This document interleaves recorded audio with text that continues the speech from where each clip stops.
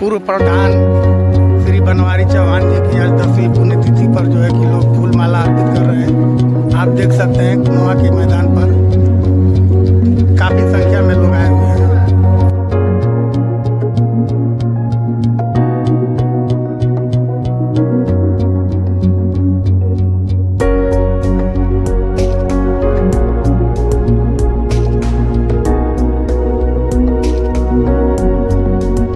बाबा की 1950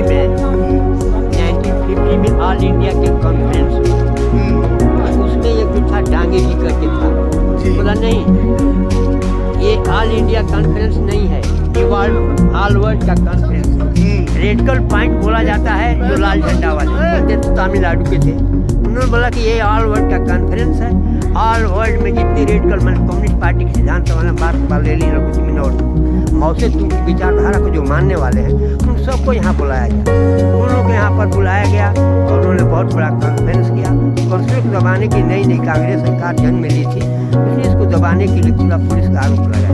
उसमें दो संघर्ष और संघर्ष में जो था एक सुभाष मुखर्जी बंगाली थे, लेकिन वो आमबाग इलाहाबाद में वो रहते थे, वहाँ से आई कॉन्फ्रेंस में उन्हीं ने उस चीज़ का उद्घाटन किया और वो शहीद हुए। उन्हीं के नेतृत्व में हमारे कुनवा के बनवारी बाबा जो थे वो कम्युनिस्ट के लाल सिद्धांत पर चलने वाले थे और जब तक रहे तब तक उन्हें लाल झंडा का सेवा किया। बनवारी जी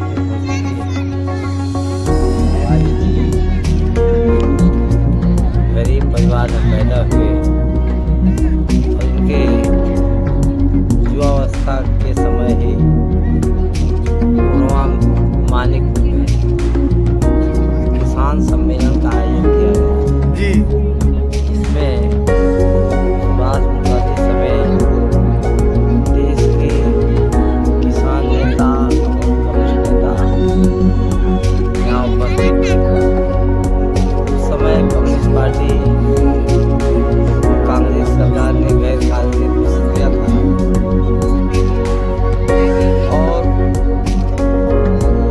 उसी दौरान सम्मेलन होना था, कांग्रेस सरकार नहीं चाह रही थी सम्मेलन हो और उसके लिए पुलिस बल तैनात कर दिया गया। पुलिस बल उस सम्मेलन को हमेशा प्रयासरत रही कि न होने पाए। उसी दौरान पुलिस और कम्युनिस्ट वर्करों में या कई किसान सभा के लोगों में, मुख्य रूप से वो कम्युनिस्ट लोग ही थे, लोगों में संघर्ष शुरू हो गया। उसी संघर्ष के दौरान यहाँ से लगभग 1 किलोमीटर दूर पूर्व फरहदा मौजे में गोलीबारी प्रारंभ हो गई। उसमें सुभाष मुखर्जी शहीद हो गए जी। अंग्रेजों से गोलाबारी? नहीं, अंग्रेज नहीं, हिंदुस्तानी थे। अच्छा, हिंदुस्तानी पुलिस थी जी। देश आज़ाद हो गया था जी। और इसके बाद सुबंसा को गोली लगी, मराठी को गोली लगी और बहुत सारे साथी जो आज नहीं हैं, मैं उनका नाम नहीं जानता, उनको भी गोली लगी। लेकिन वही तत्काल में सुभाष मुखर्जी शहीद हुए और कम्युनिस्टों ने उनको लाद करके यहाँ ले आकर के वहाँ जो समाधि स्थल है वहीं उनको फूंक दिया गया जी। पुलिस आई अर्जले में, लेकिन कार्यक्रम हो गया था शायद, हम लोग नहीं थे। हम लोग उस प्रभावित होने का नतीजा था कि यहाँ के लोग बहुत त्रस्त हो गए।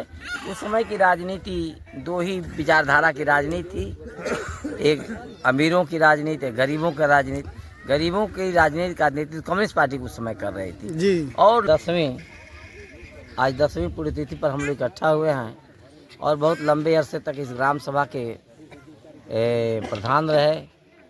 इन्होंने जो उन ज़माने में जो धनता था उसका सदुपयोग ही किया, काम किया, लोगों में भाईचारा सद्भाव बांटते रहे।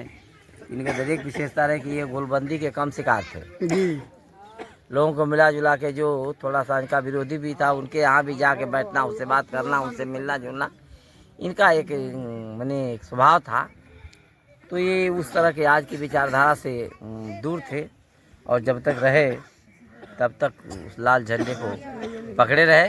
इनका विचार क्योंकि था कि गरीबों की सरकार हो, गरीबों से। जी धन्यवाद। तो आप जो है कि सुन रहे थे राम सिस्मार साहब को, जो है कि बनवारी जी की आज 10वीं पुण्यतिथि है और इस पर लोग जो है कि इकट्ठा हुए हैं, आप देख सकते हैं तस्वीरों में। और यहीं बगल में जो है कि सुभाष मुखर्जी का जो है कि तस्वीर लगा हुआ है, जो यहाँ पे शहीद हुए थे।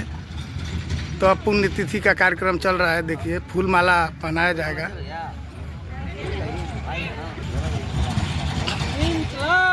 जिंदाबाद जिंदाबाद, जय हो। फूल माला अर्पित किया जा रहा है, देखिए बनवारी जी के फूल माला अर्पित किया जा रहा है, देखिए।